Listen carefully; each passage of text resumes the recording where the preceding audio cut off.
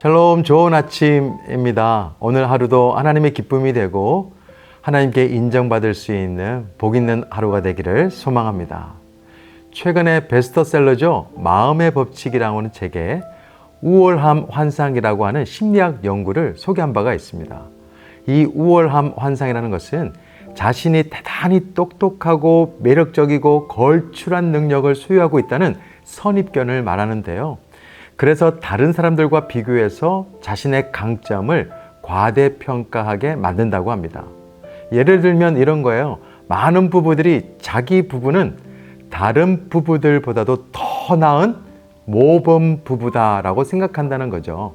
또 직장인의 80%는 자신이 다른 사람들보다 뛰어나기 때문에 동료보다도 연봉이 더 많이 받아야 된다라고 생각한다는 것입니다. 그렇지만 근본적으로 우월함 환상은 자신의 가치를 왜곡하는 현상에 지나지 않는다라고 합니다. 심지어 이 우월함 환상은 자신뿐만 아니라 다른 사람들까지도 심각한 피해를 입힐 수도 있다는 거죠. 교통사고 통계를 보면 사고가 일어나는 주된 원인은 운전자가 자신의 실력이 최고다라고 자부하기 때문에 일어난다고 합니다. 언제라도 상황을 자신이 통제할 수 있다고 믿는 탓에 어처구니 없는 실수가 벌어진다는 거예요. 그래서 작가는 자신과 다른 사람을 어려움에 처하게 하는 우월함 환상에 빠지지 않는 가장 좋은 방법은 뭐냐? 우월함 환상이 늘 우리를 노리고 있음을 잊지 않는 것이다. 이렇게 말했습니다. 신앙도 마찬가지죠. 신약 성경에 나오는 바리새인 같은 경우가 우월함 환상에 빠져 있는 대표적인 사람들입니다.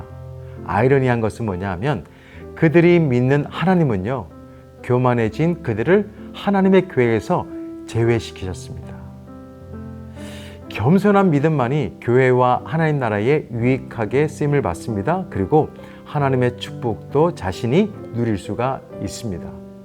아시죠? 예수님께서 변화산에서 내려오셨을 때 간진병 걸렸던 아이의 아버지가 자신의 믿음이 없음을 보면서 주님께 이렇게 간구했잖아요. 내가 믿나이다. 나의 믿음 없는 것을 도와주십시오. 이 겸허한 믿음이 그의 아들과 그를 구원했습니다. 우리는 하나님께 인정받을 수 있는 믿음이죠. 겸손한 믿음으로 주 앞에 나가야 됩니다. 그런데요, 오늘 본문에 보면 고린도 교회 안을 들여다보니까 교회 안에서 서로 비교하고 등급을 매기고 경쟁하고 있는 모습이 보입니다. 내가 너보다 낫다는 거예요. 교회 안에서 자신의 공로를 자랑하는 사람들이 있었습니다. 그래서 바울은 12절에서 우리는 자기를 칭찬하는 어떤 자와 더불어 감히 짝하며 비교할 수가 없다. 바울은 우월함 환상에 빠져 있고 사람들에게 인정받으려고 하는 사람들과는 손절하겠다라는 것입니다. 교회 안에서는 세상의 기준과는 달리 하나님께서 정해 주신 기준에 따라 살아야 되죠. 그런데 당시 로마 사회는요, 자신들의 업적을 자랑하는 게 관례였어요. 로마 상위층의 사람들은 일종의 이력서죠. 레이스 게스타이에 자신의 업적을 기록해서 자랑하는 것이 자연스러운 문화였어요. 그 세상 문화가 교회 안으로 들어온 거예요. 그래서 사도 야고보도 이에 대해서 이렇게 강조합니다. 야고보서 4장 16절, 17절 말씀에 보면요. 이제도 너희가 허탄한 자랑을 하니 그러한 자랑은 다 악한 것이라. 그러므로 사람이 선을 행할 줄 알고도 행하지 아니하면 죄니라. 우리도 마찬가지입니다. 신앙생활을 한다면 말씀대로 허탄한 자랑이 아니라 선을 행하며 사랑하며 살아야죠. 하나님께서 주신 말씀 겸허하게 받아들이고 그 말씀대로 살아야 되고 삶이 되게 해야 합니다. 사람들은 칭찬받는 것을 좋아하죠? 저도 마찬가지예요. 칭찬받는 것을 싫어할 사람 아무도 없습니다.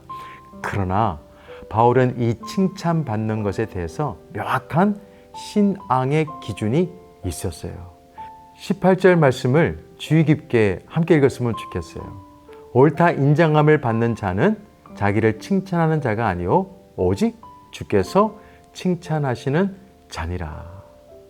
바울의 이야기는 이런 것입니다. 주님께서 인정하시는 사람은 자신 스스로를 내세우는 사람도 아니고요, 자기 자신을 칭찬하는 사람도 아니라 주님께서 칭찬해 주는 사람임을 그는 알았습니다.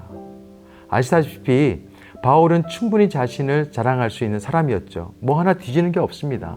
혈통이면 혈통, 학벌이면 학벌, 실력이면 실력, 그 어느 하나도 일반 사람들에 비해서 부족한 것이 없었어요.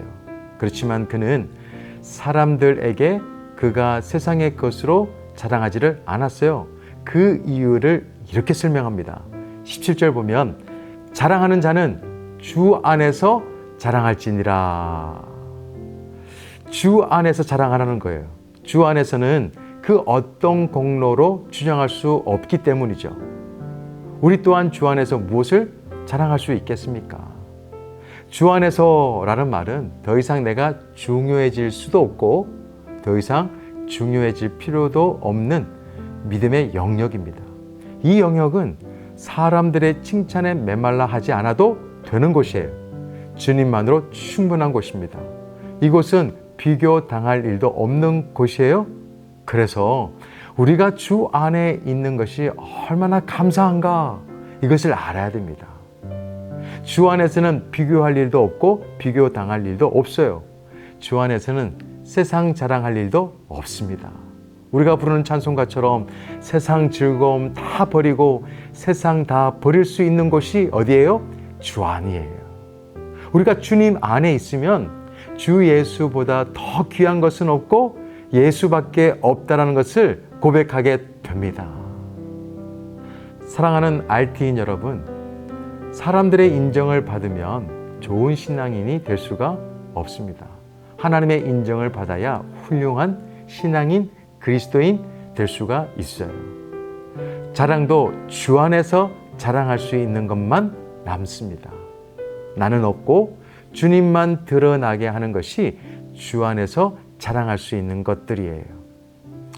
오늘 하루도 모든 RT인들이 우월한 환상에서 깨어나고 오직 주 안에서 주님께만 인정받고 하나님의 자랑이 되는 삶이 되었으면 좋겠습니다. 기도하겠습니다. 좋으신 하나님 아버지, 오늘 말씀을 묵상하면서 다시 한 번 더 하나님의 자랑이 되고 하나님의 기쁨이 되겠다라고 생각하며 하나님께 인정받는 자가 될 수 있도록 도와주옵소서. 오늘도 하나님의 자랑이 되는 감동의 영적 간증자가 되게 하여 주옵소서. 예수 그리스도의 이름으로 기도드립니다. 아멘. 모든 것이 주님의 은혜라면 내 삶에 당연한 것은 하나 없네. 고르고 골라 내게 주신 것이라면 내 삶에 버릴 것은 전혀 없네.